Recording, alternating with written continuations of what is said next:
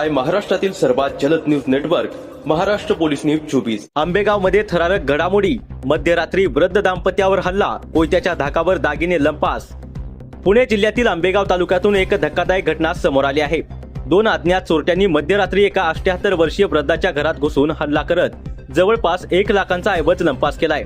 या घटनेमुळे परिसरात भीतीचे वातावरण निर्माण झाले आहे। ही घटना आंबेगाव तालुक्यातील गिरवली येथील कृष्णावाडी परिसरात घडली आहे। 27 मार्च रोजी रात्री साधारणतः 2 वाजण्याच्या सुमारास 2 अज्ञात इसमांनी फिर्यादी रमेश विष्णू अभंग यांच्या राहत्या घरात प्रवेश केला।